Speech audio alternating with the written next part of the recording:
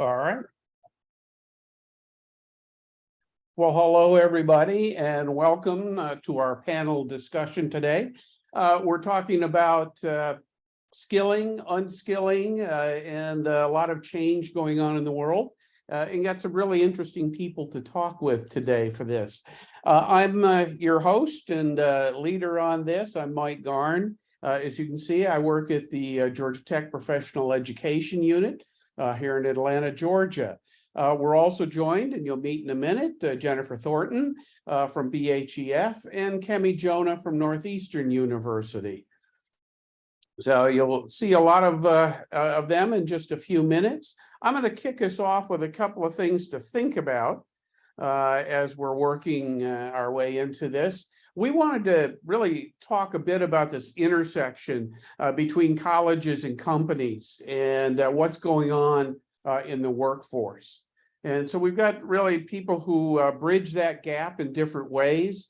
And we think that this really ties in deeply with what's going on in AI these days.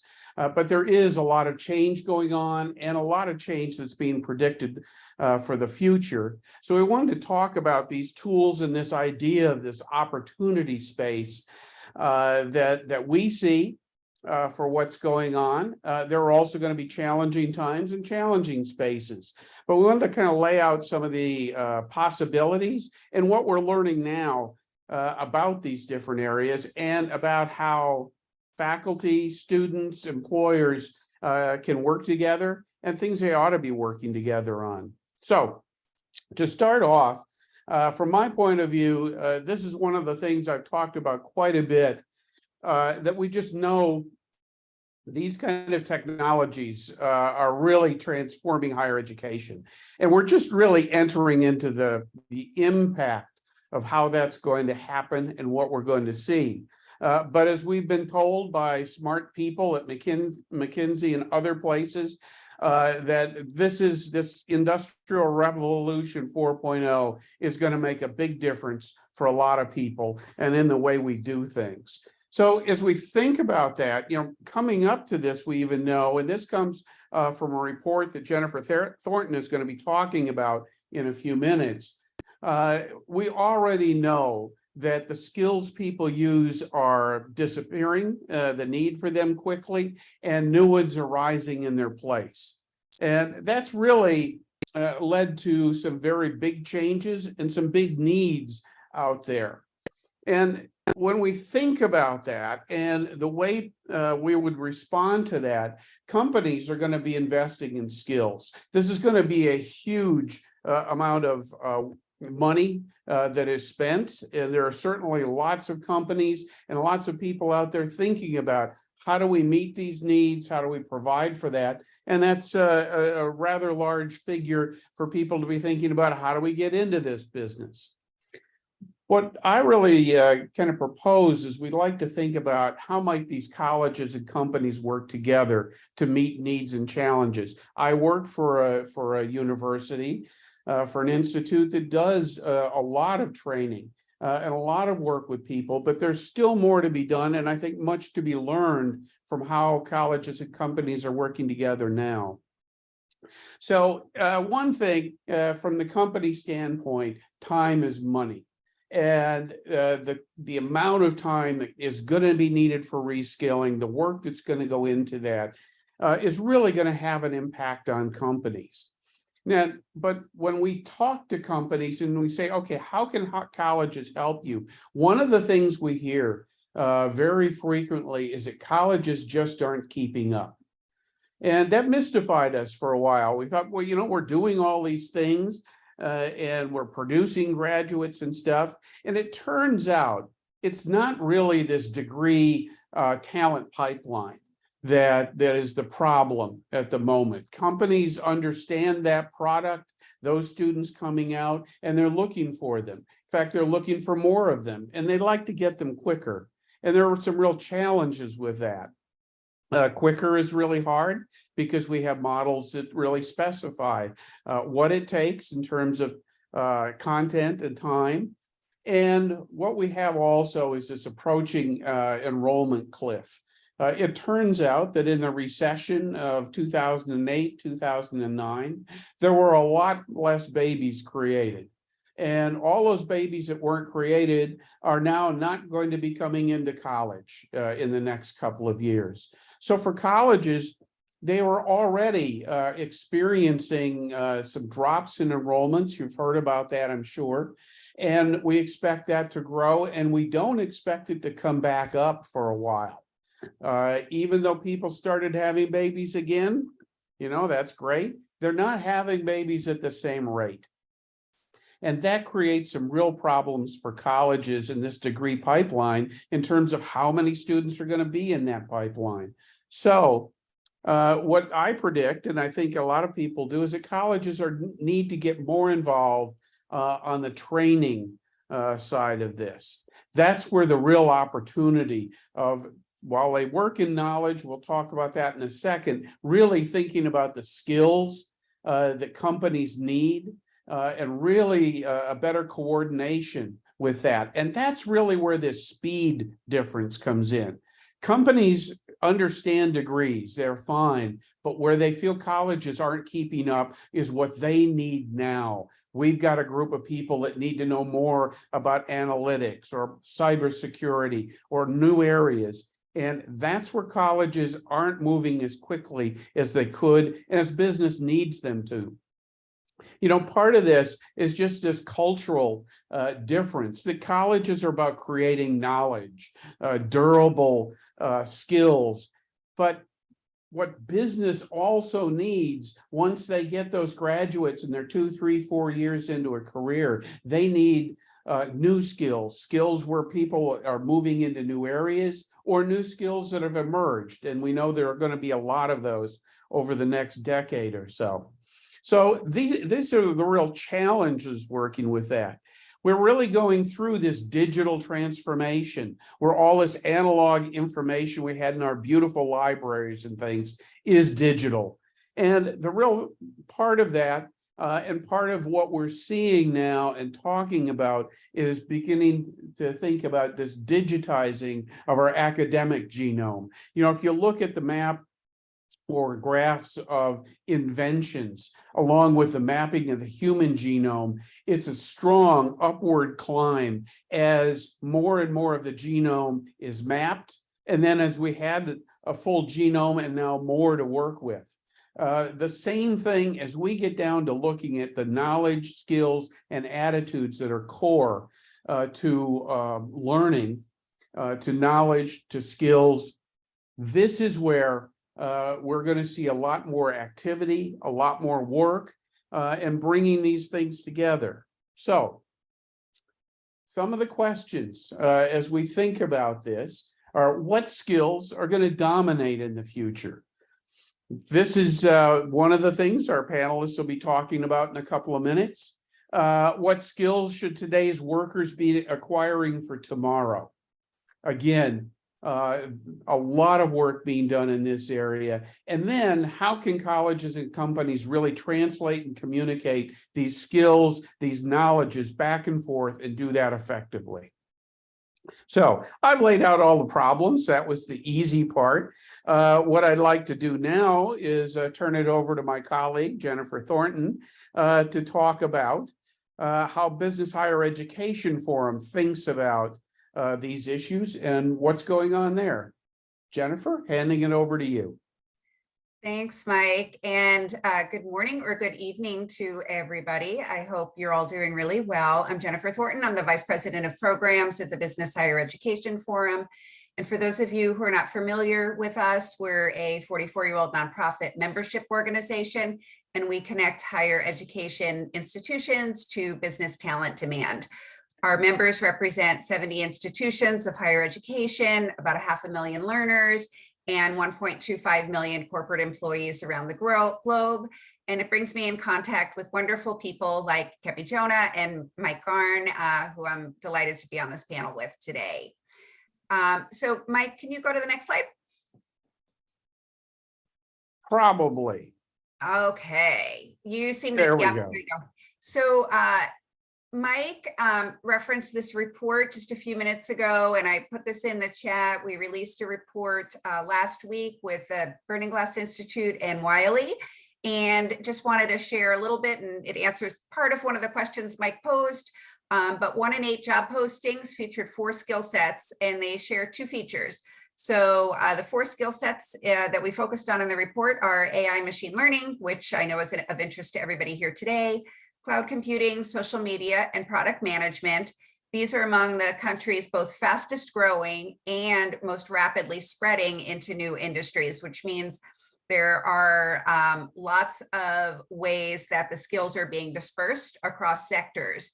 And between these 4 skill areas, it was 2.6 million job postings last year, with demand growing almost 7 times faster than the job market overall. So those are some areas where we can expect to see quite a bit of rapid increase over time. I did put the link to our website in the chat, so feel free to please download the report and take a look at it. Mike, can you go to the next slide? So I segmented the ways AI is impacting companies, higher education, and learners into 3 parts. First is skills identification, second is learning pathways, and third is augmentation of learning and work. And Mike, if you go to the next slide, I'm going to reference some products or solutions when describing how this plays out to kind of illustrate this for you. They're not recommendations, but wanted to give you a sense of what these look like. So the first is SkillSync, and that's actually an NSF funded project that both Mike and I were involved with. And basically SkillSync works to identify knowledge, skills, and abilities that are needed and align those that are needed by business with those contained in college curriculum. And the way it was designed, it was really in the upskilling space, so that businesses could look at different programs and figure out which would be the best fit for learners. And it's really an interesting tool in that BHEF has been doing this kind of work manually. It takes a lot of time with subject matter experts to really dive into what are those knowledge, skills, and abilities, and SkillSync automates that. So a really good way to identify skills. And Mike, if you go to the next slide. There are some pluses and minuses to it, right? So what I would say some of the really high points to SkillSync are it's relational. So it's not just based on word matching. So for example, if you put data analysis, you would get more matches than data because it looks at what's related to data analysis. They're very in-depth competencies. So some of the labor market tools, they're so high level, you can't really develop curriculum based on needs because it's too high level to know what anybody would want or what level they would want it at.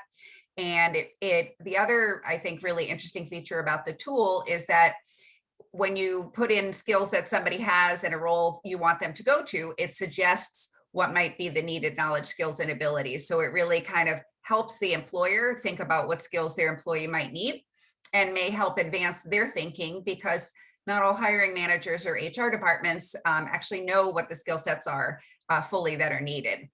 Some of the challenges are these skill needs come from job descriptions, and just flat out, we hear it all the time from employers. A lot of job descriptions, they're really bad. So if that's the data source, even if there's a lot of them, if a lot of them are bad, you're not going to have the world's best data, but we are stuck with it. And then higher ed and business terminology can be inconsistent. So you actually can be talking about the same thing using 2 completely different terms, and even with really good algorithms, not connect the dots. And then lastly, curriculum, and we found this particularly in the continuing ed areas, you can't find it online. If you can, it's often not machine readable. So it's really not a super conducive process to using a tool like SkillSync. Mike, you want to go to the next slide? Now, that being said, and I will say, I think it's a great tool, but we need to evolve both from the business community and from the higher ed community. So in terms of Is there an ontology of skills available? I do, we do have some ontologies, don't we, Mike? I believe so. Liza, we will get back to you on that in the chat. So, and thank you for your question. So Future Fit AI is a tool that helps around learning pathways, and this one is very learner centric. It's about empowering workers, which what they call a GPS for your career. And Mike, can you go back to that, please? Sure For a can. second. Thank you. Okay, so what is, what it really is meant to be is a personal roadmap for a learner. And I think that makes it very helpful in that it really creates a best fit career path for destinations. And it involves both traditional higher education organizations as well as third-party providers. And the goal is to help somebody go from point A to point B in its career. Another example, Mike, if you can go to the next slide, please, is from PwC. It used to be called the Digital Fitness App. And during the pandemic, the Digital Fitness App was available to higher education institutions at no cost. And this is a tool that it's now called ProEdge. It is really an amazing tool in that it takes folks, and it was initially created for individuals at PwC, and they really wanted to offer the opportunity for upskilling for their employees. The tool is set up so that it really takes your interests, your personal career path. It's not just a go from A to B, the things you're interested in, and then recommends learning different ways of learning, different tools, different platforms, different courses. So it's really very customized to what is going to get you from A to B, and in the quickest way possible, which I think is, just something we need to think about, and something we hear a lot from the business community is, in terms of upskilling, wanting to have a little more just in time and learning, and from particularly working learners, right? They want to acquire the information in a less of a bundled way. Next slide, please, Mike. And then the third way that I kind of think about this is where AI is really, it's both augmenting learning and augmenting work. Mike is more of the expert on this, but I did want to bring up the Georgia Tech and the AI Allo Institute that is really about that adult learners don't process information in the same way. This institute is one of a number funded by the National Science Foundation to focus on adult learning. And the goal is to utilize AI tools to reduce barriers for students, scale personal attention, and then increase higher education productivity. So some of those things that can use AI rather than individual one-to-one support can really be generated through this, the work that they're doing at the Institute. And so it's really about, as they say, not just doing things better, but doing better things so that learning is more effective, efficient, you can reach more scale, increase access, and having that really personalized experience, which we're just seeing some particular platforms wanting to provide. In terms of working, if you'd go to the next slide, Mike, I think this is similar to how some companies are thinking about augmenting work. So a few months ago, the managing director of Accenture, he's based in Nice, France, who heads up their work on AI, he presented to our membership about in a talk about AI and the workforce. And in that, he talked about the applied virtual workforce, which utilizes AI bots to accelerate the data-driven process of discovery, to reverse engineer business functions, and enable full automation of, or kind of in concert with, repetitive knowledge worker activities. And these AI bots can process emails and service tickets and letters and documents, and classify them and understand visuals and attachments. It works in more than 10 languages. And so I'd say the kind of best use of this is to really augment and complement the human workforce so that humans can take off higher level jobs and some of this work can be done through the virtual workforce. And it's really a way to elevate the roles of employees and transforming industries. Next slide, Mike. And so, a couple of questions that I'll pose to all of you are, what steps is higher education taking to offer personalized learning experiences that we're seeing some employers and third parties provide through AI? And then secondly, if those aren't steps that are being taken, and of course, I work closely with higher ed and it's not being taken across the board, what risks are there, particularly going back to Mike's opening around, enrollment cliffs and the opportunity to think about engaging different kind of learners. So I will close with that and turn it over to my colleague, Kemi. Thanks so much, Jennifer. And it's great to be here. And some interesting PowerPoint effects there. I'm going to try to drill down a little bit from Jennifer and Mike's overview and highlight a few different areas that I think we have started working in and together as a community can continue to drill down. Real briefly, I'm Cami Jonah. I'm an Assistant Vice Chancellor for Digital Innovation at Northeastern University based in Boston. And my focus is on trying to drive the university forward in these areas. And so it's great to be able to talk with and learn from everybody here. So next slide, Mike. So just to kind of categorize it, I mean, this conference, I think, is going to be a rich exploration of lots of ways that AI is playing and can play a role. So I wanted to just be really clear, the areas that we're focused on here, not to exclude any of the other important conversations that are and will be happening. So the three that I want to kind of talk about today are how we personalize the learner journey. We heard both Mike and Jennifer talk about that briefly. Second, how we might use it to inform the design of our programs in higher ed, whether those be full degrees or smaller programs, boot camps, certificates, other offerings. And then third, how might we use it to support faculty and designers in accelerating the course or content development efforts? And taken together, I think these three pieces, along with some others, really kind of represent efforts towards building what I call a new higher ed operating system.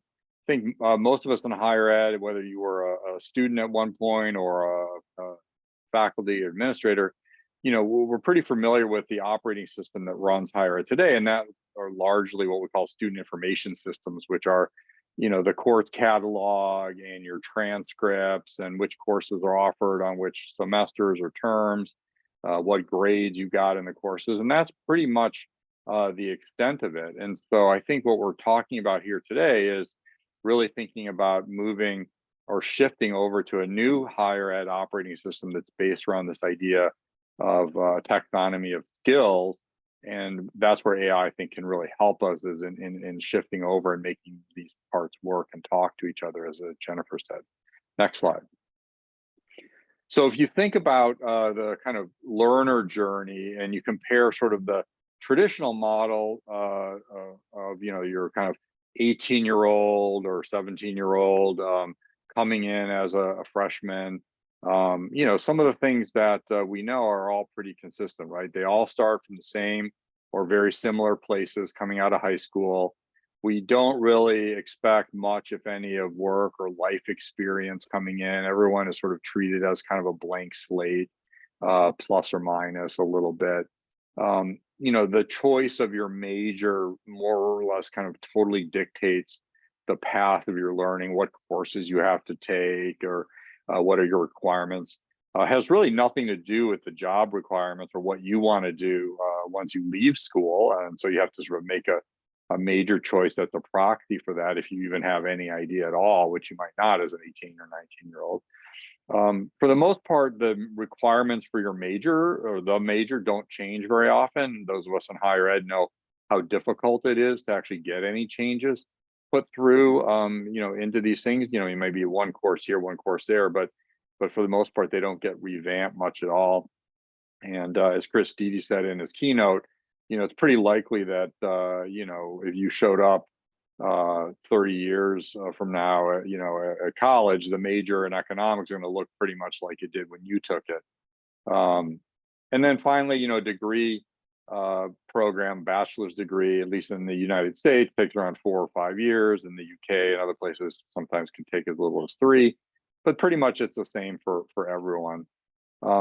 Next, advance there, Mike. But now if you think about lifelong learners, looks a bit different. Everyone brings in a different set of experiences and expertise. If you're an adult learner or you've just chosen a different path and going straight from high school, it's important that we recognize both academic and non-academic credentials and skills. You might be collecting learning from lots and lots of places, not just basically nothing that you show up with except for some AP courses. Your career life goals are really guiding the learning path that you want, whether you're looking to move up at your job or change careers. That really pretty much dictates, why you're coming back as a learner and what you hope to get out of it. And a lot more about the world that you're working in. You're also probably realizing that the job requirements out there are constantly changing, whether because you've experienced it yourself or you've just seen it change around you, as Mike said in some of the opening slides with the data that he cited. And finally, unlike the traditional 18-year-old student who might spend 4 or 5 years doing this, you might have very limited time to reskill. You got to get a new job, or you want to increase your salary quickly, and so time is a really tight factor. So all of these things together play into realization that helping these learners of the future, these lifelong learners, navigate is going to be much harder and much more heterogeneous than it was before. So next slide, Mike. So what we're working on now at Northeastern is some tools to help you build a personalized pathway as a lifelong learner, adult learner. And we're doing that by allowing you to tell us a lot about your background, whether it's by uploading your LinkedIn profile or your resume, or filling out some information that we can then parse into a set of skills and competencies that can become that lingua franca, that shared language that that powers SkillSync and a number of other systems out there.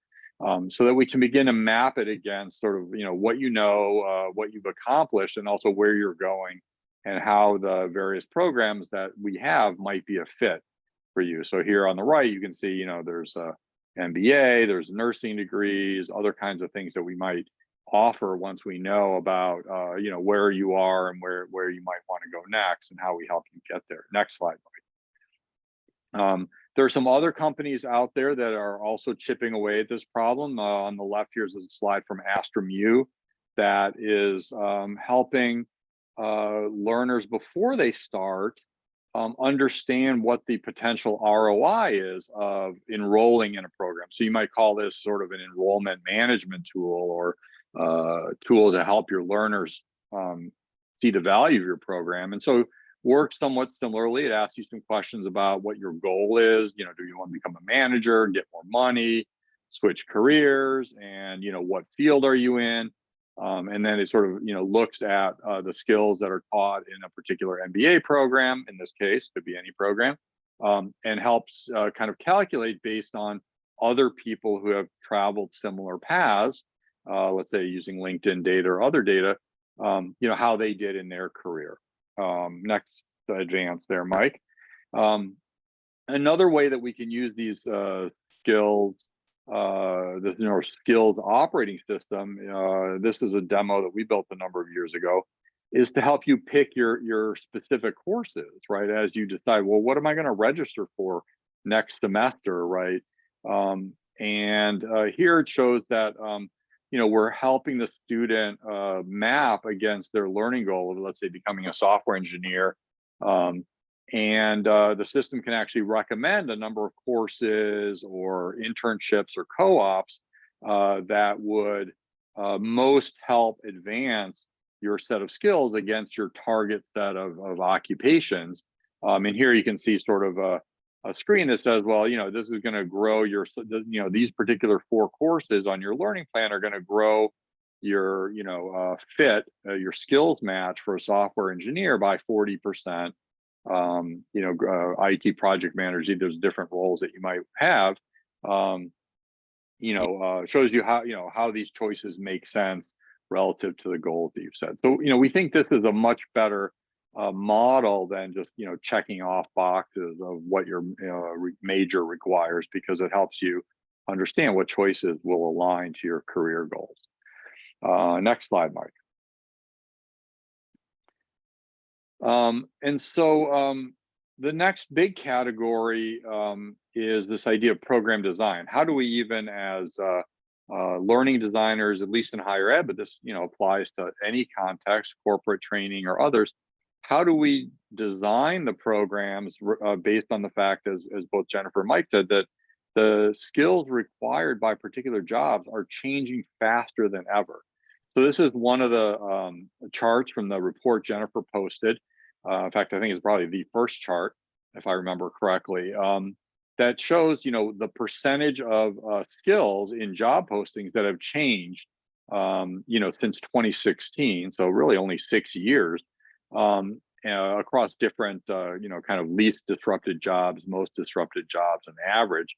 And, even if you're kind of conservative, roughly 1/3 of the skills across all the jobs are changing in 6 years. If it's going to take you 4 or 5 years to graduate a traditional US degree, think about how many skills have changed for the job that you thought you were trying to get by the time you graduated. And I can promise you, sitting on this side of the higher ed divide, that we are not changing the majors that quickly to keep pace with this. So I think the question that Mike asked at the beginning is, how might we do that? How can we keep pace with this change? Next slide there, Mike, or next advance.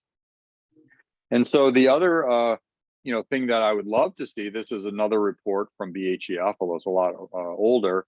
Imagine if we were able to present program designers or faculty designers with an analysis like this is from the Burning Glass Institute again, or Burning Glass, of the different skills in terms of how much they're growing on the vertical axis and how hard they are in the labor market to fill, right? And so you could see the chart here divided into quadrants, right? The upper right are kind of disruptor skills that are growing very, very quickly, and also very valuable. They're hard to fill in the marketplace. On the right, bottom right, challengers are not growing as fast, but still very, very valuable, hard to fill. The size of the dot shows you how many job postings are out there. So imagine having that at your disposal when you're deciding, what majors and courses should we offer in order to best serve, the students coming through and who are looking to succeed in the job markets of today and in the future, right? Next slide. So another chart I really liked out of the report Jennifer just released is another kind of visualization of skills, as Jennifer said, versus industry dispersion, right? So imagine having this at your disposal as a faculty or a designer. On the vertical axis, shows you how much those particular skills are growing from 2018 till now, right? No surprise, AI and ML is like way up at the top, of course. But then across the horizontal axis is how many different industries are actually making use of that skill, right? How broadly applicable are these skills, right? So you could say, well, AI and ML is great, but maybe only about half the industries really need it. So it's more of a specialist skill, if you will. But look at product management, which maybe isn't growing as fast, but literally every single industry is requiring some form of product management. And so I mean, even if you just look at the 4 points along the frontier there, not that many universities have majors in those 4 areas, although they're probably scrambling to, get AI in there. But, something like this would be incredibly useful to guide, faculty and designers in terms of crafting the programs that will serve the most students across the most different industries, because they may not know which industry they want to go in when they show up on campus. Next slide. A final, kind of visualization that I really like from a program design, especially for lifelong learners, is understanding that not everybody is coming in as a blank slate as an 18-year-old, right? In the real world, what you see is that people have had jobs in the past. Like here, this is a breakdown for a help desk technician, help desk analyst. And the question is, well, where are they now? And how do you help them move up the career ladder or across a career ladder to a job that's going to pay more or be in greater demand, right? So here you can see that the salaries are, represented in the size of the dot, different pathways and different adjacencies. The thicker the line, the more the similarity in skills to the previous job. And so this is closer to the reality of how people across a lifelong learning spectrum actually navigate the workforce, right? They take the hop or the leap from one lily pad to the next that they think they have time or can afford to do. And as designers, I would argue it's our job to understand what this looks like and to build those pathways in between the lily pads that help people make moves when they can't take 4 or 5 years out of the workforce to study full time and move up and increase their skills. So again, another kind of visualization and graphic that we begin to move to a skills-based operating system, I think will really be well positioned. And then the final category, and then I'll turn it back over to Mike and we can do some Q&A, is how do we use AI to accelerate content development? So whenever you're ready there, Mike. And this is not a student-facing tool, but one that helps faculty and learning designers, build out the courses or the resources to support learning. This is a tool called Garn. There is a URL at the lower left that you can't really see, that we're using now in a kind of a pilot mode that actually goes and sort of parses the content via natural language, and then goes and recommends other kinds of articles or content that would be relevant as learning resources, right? So faculty doesn't have to think of them all up, and it can also constantly sort of refresh the latest and greatest resources that might be out there. So, not all the tools are student facing. Some of them help with navigation. Some of them help, as Mike and Jennifer said, matching up against what employers are looking for. And some are really, behind the scenes, helping faculty or instructional designers more quickly build out the kinds of multiple learning paths that we think we need. And I think across all these 3 categories, AI and natural language is really going to have to help us bridge those skill taxonomies and make sure that we can handle this huge crush of skills data that's coming at us from all these different directions. So I'm going to stop there and send it back over to our great moderator, Mike, and maybe we can wrap some stuff up and then open it up to the floor. Thank you. All right. Well, thank you, Kemi and Jennifer, very much. I hope that was useful to folks. I think you can see that there's a lot of activity in this area. The speed with which the technologies are moving, the companies are trying to follow that, and the challenge for post-secondary institutions to keep up with both of those is pretty intense. Actually, you didn't show it. I'm disappointed. One of my favorite sites is "Will Robots Take My Job?" And if you haven't checked that one out, it's always a good one to check your job and see how it's doing. Right now, post-secondary teachers are, I think, only about 23 or 24%, somewhere in that area, threatened. Someone can check me on that if they're quick. So we're okay for now.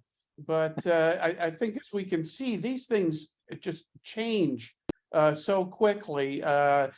Again, all three of us have been looking at this report, and it's got some really, really interesting things that come out of it. One I thought was a 21st century skill, was probably a highly ranked job in one of those charts. It was web designer. And it turns out web designer is really dropping because there are so many tools that individuals can use to do web design, and companies that make it so easy that the need for web designers is actually peaked. And we see that going down. So to me, these are the kind of insights and the challenges that we're working with. So we had a question in there, and I apologize. I just lost it because my chat closed. About personalization, other parameters for personalization. This came from, I think it was Lisa, who's been very active with questions out there. So are there other parameters that people can use to kind of filter the information for personalization? And I'll throw that out to our panelists. Could you ask the question again, Mike? Oh, I'm sorry, Kemi, maybe I missed something in there. No, I didn't understand something about parameters. Yeah, say it again. So are you using any other personalization parameters to filter pathway items? Yeah, I mean, I look, I mean, I think we're very early stages. You know, I think you saw across a couple of those screens, some that we did, and some, for example, from you know, the Astrom U and others, where you know, we want to understand your background. So, you know, LinkedIn profile or uploaded resume is usually the place you start, but it also, you know, things like, well, where are you headed? What is your goal, right? Or what are you trying to optimize against? Are you optimizing, you know, like for the lily pad diagram, you know, you've got a fixed amount of time and you just want to try to bump your salary as much as you can. You know, do you want to switch careers? In which case, that's probably going to mean a much longer, potentially longer study path. You know, there are some good, really interesting data and analyses about kind of job adjacencies or job skill families that will look and align sort of the skills that you have. A lot of times people don't actually know the full set of skills that are represented, and some of these systems are good at surfacing, you know, the skills. You might say, well, you know, I just you know, I work on in customer service, and it turns out, well, there's a lot of skills in customer service that are transferable to other, you know, more lucrative fields, and you may not know about it. So there's some adjacency matrices that you can help to sort of find nearby ones. So those are some of the parameters I think that we can use to filter the pathways on once we begin to understand, you know, not just the skills you have and the skills you need, but sort of, you know, how much money do you want to spend? How long do you have? You know, do you prefer learning in person or online? Those sorts of things. Just to add from some of the work we've done with corporations and both, you know, conducting research and focus groups, you know, the companies trying to do the personalized learning experiences are having a terrible time getting employees to share what their skills are. So to have that starting point, that's really foundational for this, really struggle with knowing what their employees' skills are. And, you know, they may have hired them at some point and had their resume, but they really don't have a database of this. And that's where I would say that PwC has done a really good job incentivizing it, and they make all kinds of fun games and tried to figure out, you know, what kinds of things would motivate people. But a lot of other companies are really struggling there. The other thing I would say on, you know, Kemi, I think the adjacencies are so important and can really open up so many pathways for talent. But we also see employers asking for, you know, I want somebody with 10 years of, AI experience where nobody could have gotten a degree in AI 10 years ago because it didn't exist. So you see some that, know exactly how to do this. And I think it's really valuable. And some who are still thinking very traditionally of, I need X number of years of experience with something without even thinking about how new a job is. And I think those that are going to be more successful in the talent war really are thinking about adjacencies and how to help people acquire what's often not even that much more, necessarily education, yet they can pivot from one field to another and open up opportunities. So Jennifer, there was a couple of questions about ontologies and what we were using and where we were getting them. And I know BHF in the past, BEHF has done worked with companies in different discipline areas, different content areas.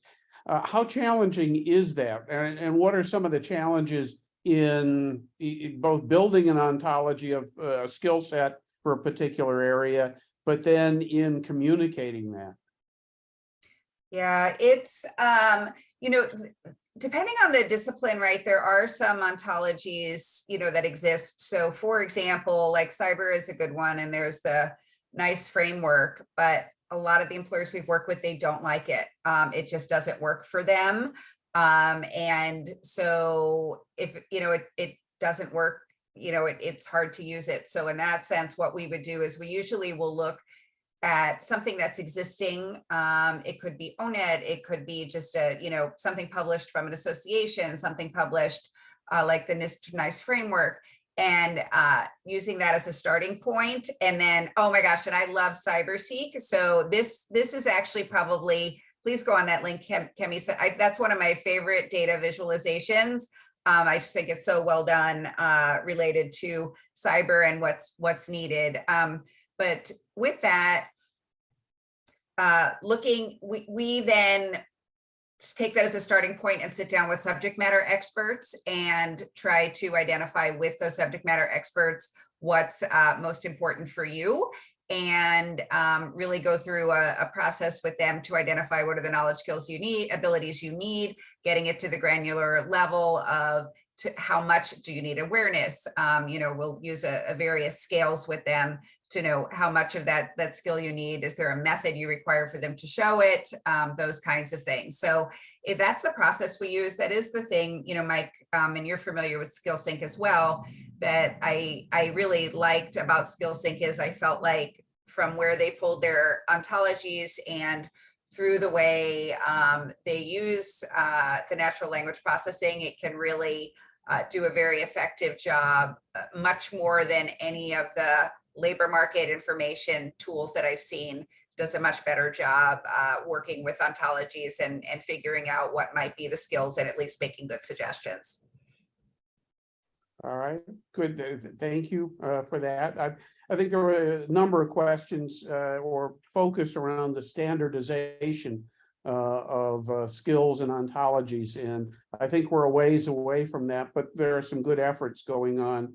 I notice, Kemi, you mentioned the Open Skills Network and things that they're trying to do. Kemi, thanks for pointing out. We have a question from Dr. Waddell in the Q&A about tools being developed for K-12. Yeah, I saw that, and I think it's a great question. I mean, I don't really think that in principle, any of these tools preclude use by high school kids. I think, certainly those that map to a curriculum, I think, high schoolers have it even worse than, folks in college, because they have sort of less choices, and the choices are, except maybe in the career and tech ed section, very unrelated to kind of future career choices. So, but I think from a, awareness, a career, future career awareness, I think a lot of these sites that break down the skills, even the, for example, the CyberSeek one, which helps people visualize, like, what is the career path, and how much money can I make? And all of those things I think are super important to push down into the high school level. So not that we're going to force, a 14-year-old to make a career choice, but I have to believe that, more information is better, and we want to start empowering young people with as much tools and data as we can to help them navigate their future, and just get used to the idea that you're going to need these tools to navigate, because it's moving too quickly to kind of count on even what your parents or career advisors are telling you, because frankly they haven't been in the workforce and starting out in 20 or 30 years, and all the jobs have changed underneath them anyway, right? So I think that's a super important for high schoolers too. So I'd encourage the tools to be adapted for that purpose. Yeah, as I think about it, for some reason of late, I've become more app obsessed. And if I think about an institution like Georgia Tech, now we are going to be less challenged with an enrollment drop. In fact, out of our system, we're one of the 5 institutions that have not seen a drop, because because of the way we review students and the parameters, the gateways we set up. But for an institution that, and there are going to be a lot that are competing for students, to put an app in the hands of even an 8th grader or something that is from our institution, and we've got tools that can help you and probably help them in a learning way, and develop those kind of things. I see some real possibilities in there. Let's see, Dr. Weldell is still there. Is there a list of visual pathway sites? I need it for my students, thanks in advance. So visual pathway sites. Not that I know of. I think there are, some that are emerging, but I don't know that anyone has pulled a list together, at least not that I've seen. And also, I'm sure you're asking, like, which ones can I get my students on without having to pay for it?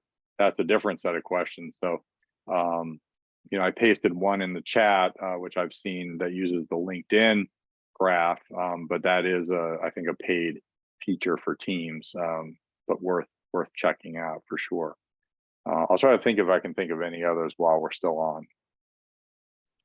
Yeah, I go ahead, please. Oh, no, I was going to say, I didn't know if you saw in the chat that there was another question on from Ryan Watkins. I didn't know if you saw that one, asking if skills-focused higher education is compatible with continued use of Carnegie credit hour systems in the U.S. institutions.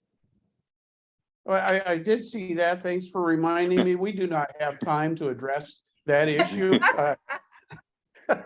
Yeah, that's I think it's a great question. Hours, yeah, it is. I don't think it's going away when you're talking degree programs and things like that. On the professional education side, we tend to use more continuing education units, CEUs, things like that, where needed.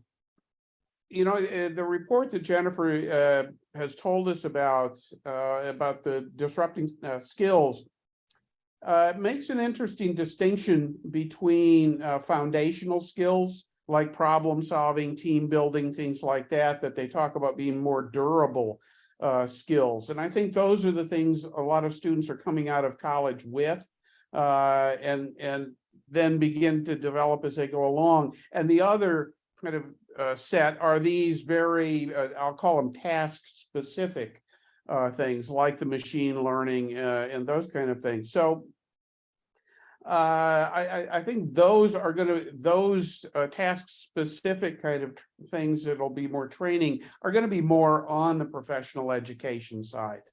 My sense is with the speed of this, the people who have an opportunity to leave work, go back, get a second degree, a master's or a specialization or something like that. I really feel that there's going to be more learning as you work. And that's a lot more amenable to professional education, something that's tied not so much to the credit hour. Yeah, I'll add, I think for learners though, without any type of degree, I think it's important that there is the ability for those learners to get credit. Clearly we're seeing a shift to skills-based, but I'm really interested to see as the labor market loosens up a little bit, how many are going to revert back to that degree and how much it's going to mean, and wanting to make sure that some learners are not at a disadvantage because they weren't able to acquire credits in the process. So yeah, I think, and it's when you really talk about how do you transition non-credit to credit, or stackable credentials that can be short, but actually do amount to a degree, is going to be an important thing to make available.